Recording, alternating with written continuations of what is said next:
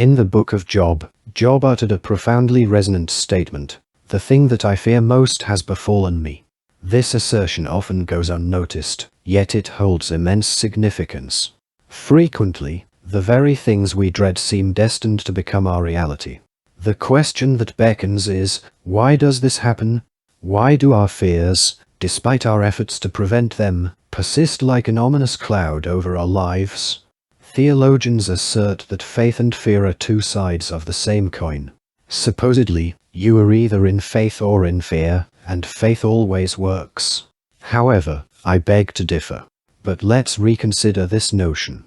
Faith and fear are not opposing faces. Nature does not deal in faces, it is straight and neutral. They are merely same facet of a single-faced coin, if such can be imagined. What we often label as faith is the belief in God's capability, translating into an expectation of positive outcomes. Conversely, fear is the belief in the adversary's power, resulting in an anticipation of negative events. In both cases, expectation plays a pivotal role. The outcome of events is determined by our expectations, whether classified as faith or fear. Faith, if it fails, did not fail. Fear is an aspect of faith, which believes in the ability of the negative. So failure of the positive means success of the negative, either which is a product of our expectation and hence our faith. Our life outcomes are intricately woven into the fabric of our mental state concerning faith and fear.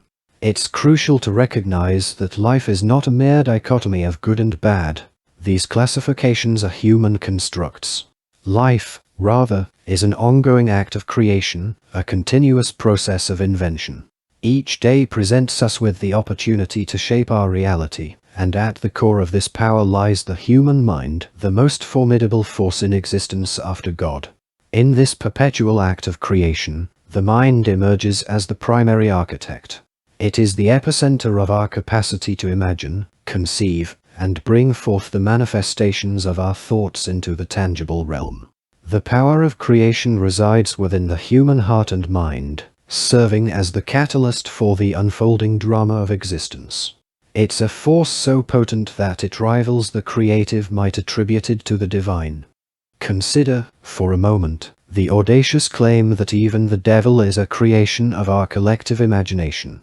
The realms of gods, demons, and angels are not external entities but rather reflections of our own thoughts, beliefs, and actions.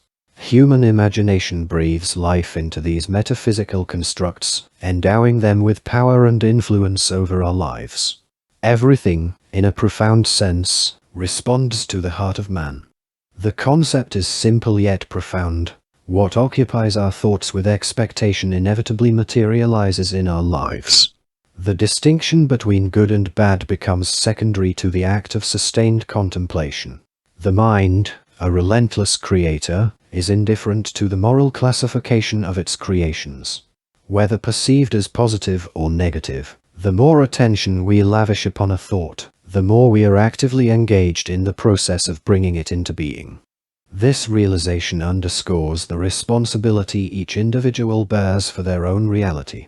The mind, as a creative force, doesn't discriminate between positive and negative intentions.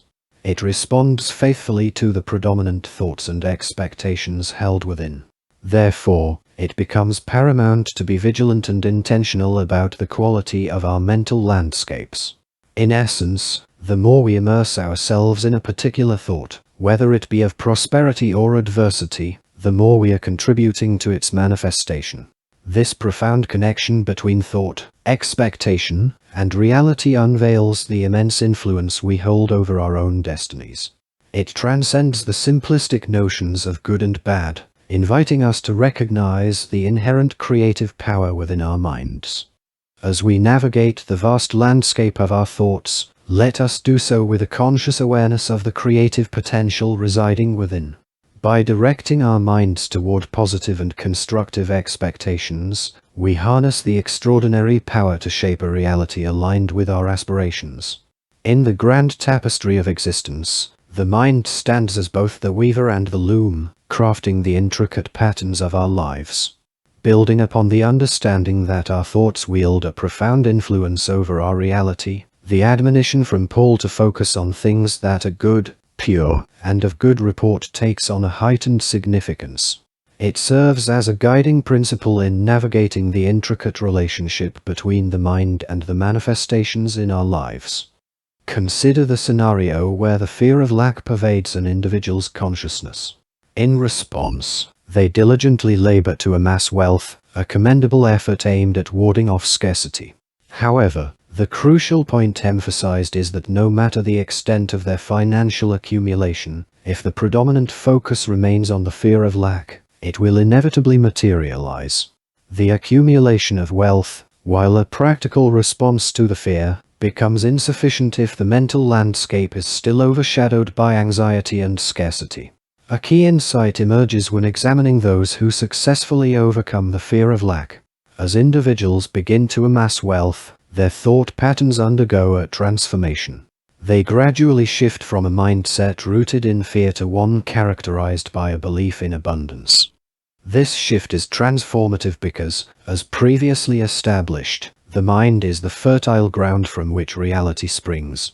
Consequently, those who embrace a positive mindset surrounding wealth continue to attract prosperity. Conversely, some individuals remain entrenched in the fear of lack even when surrounded by affluence. Their fear manifests in stinginess, a reluctance to part with their resources due to the persistent worry that, once relinquished, they will inevitably face scarcity. This fear-driven behavior perpetuates a cycle of lack and poverty, as the mind's focus on scarcity prevails over the external abundance.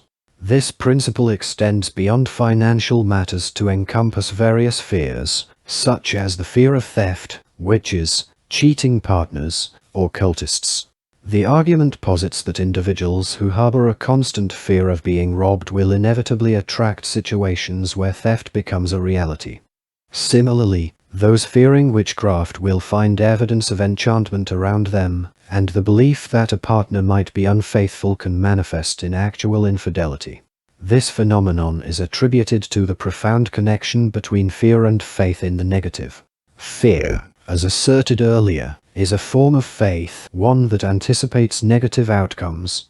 Consequently, individuals who habitually speak negatively or harbor fearful thoughts consistently attract negativity into their lives. The mouth, acting as a conduit for the thoughts prevalent in the mind and heart, becomes an unintentional architect of the reality that unfolds. In essence, this insight emphasizes the importance of cultivating a positive and constructive mental environment. It challenges individuals to transcend the limitations of fear and actively engage in shaping their reality by directing their thoughts toward positive expectations. The power to attract positive outcomes lies not only in external actions but, more fundamentally, in the thoughts and beliefs held within the recesses of the mind and heart. The contemplation of divine influence in our lives forms a crucial aspect of our worldview. While many wish to attribute their life outcomes solely to the hand of God, a nuanced understanding emerges, one that acknowledges God's benevolence yet underscores the pivotal role of human agency. Indeed, the recognition that God has fashioned everything for our good and desires our well-being is foundational, but the manifestation of these divine intentions is intricately tied to the condition of the human heart.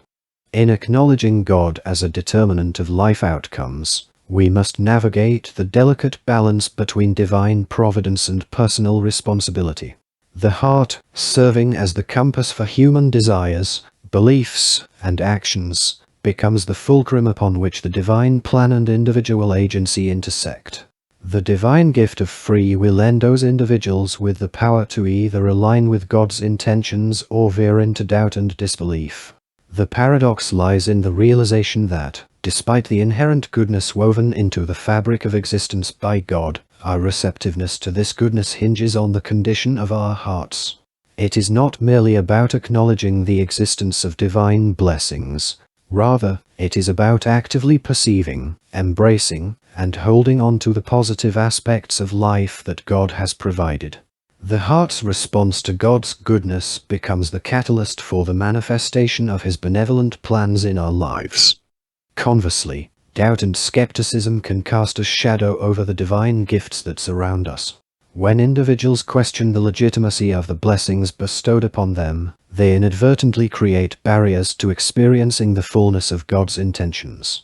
The doubt in the heart becomes a filter through which the abundance of life is distorted, potentially leading to missed opportunities and unfulfilled potential. The profound axiom that, whatever you think and believe, it's your life reality, reinforces the idea that the mind's perceptions and beliefs play a decisive role in shaping our lived experiences. The intertwining of faith and doubt, optimism and skepticism, serves as the crucible in which our reality is forged. If the heart is receptive to the divine goodness and believes in the benevolence of God's plan, it becomes a vessel through which God's intentions can seamlessly manifest. In contrast, persistent doubt and disbelief act as self-imposed limitations, obstructing the flow of divine blessings into our lives. The power of belief becomes the bridge between the divine and the human, determining the extent to which God's benevolent intentions materialize. It is not a matter of God's desire for our well-being wavering, but rather a reflection of our capacity to receive, accept, and align with the goodness that permeates the universe. In this profound interplay between divine providence and human agency, the condition of the heart emerges as the decisive factor. While God's intentions remain unwaveringly positive, our receptivity to these intentions is contingent upon the beliefs we harbor within.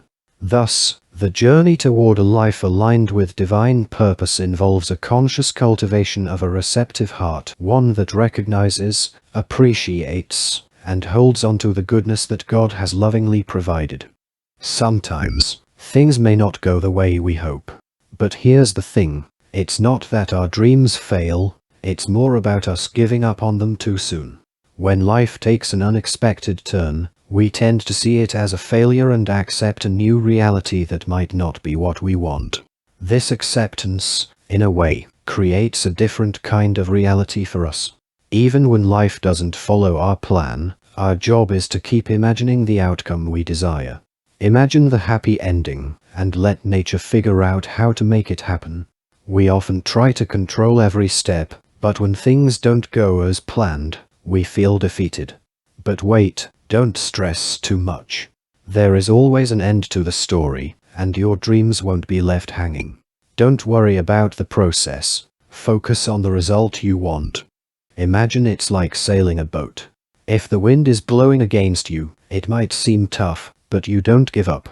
Your dreams are like that boat. Hold on to them, even if life's challenges feel like a strong wind pushing back.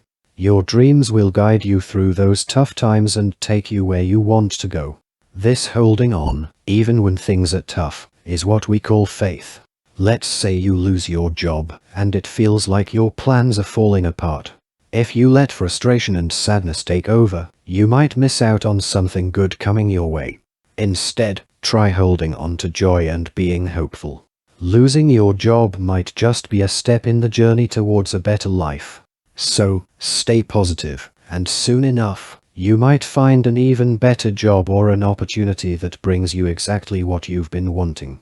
On the other hand, if you give in to sadness and let it take control, you might stay stuck in that feeling for a long time. But here's the good news. There's something called grace that helps us move forward, even when things are tough. So, hold on to your dreams, stay positive, and trust that, with a bit of grace, you'll reach the destination you've been dreaming of. Your mind is a powerful force sculpting the realities you encounter every day. Cultivate a positive mindset, and negativity will find no foothold in your life. As we conclude, it's vital to avoid a common error, thinking it's acceptable to harbor positive wishes for yourself while harboring negative intentions toward your neighbor. Such thinking is misguided. Understand this crucial principle: your wishes, whether for yourself or others, act like messages to the universe. You are the primary recipient of these messages, as every wish operates like a prayer with inevitable answers. However, the transformative process commences within you. To usher in positive outcomes, initiate the change with positive thoughts. Consider this dynamic. By wishing well for everyone, you set in motion a cycle of positivity that inevitably returns to enrich your own life. It's a reciprocal flow of goodness. Maintain your focus on positive aspirations, disregarding those who may attempt to sow discord. Their issues are not yours. Your mind should remain dedicated to crafting the life you desire. In essence, adopt a proactive approach, maintain a positive outlook, extend goodwill to others, and witness your life unfold with abundant positivity. It's akin to a cosmic synergy initiated by the contents of your own mind. Stay positive, and watch the transformative power of your thoughts unfold before you.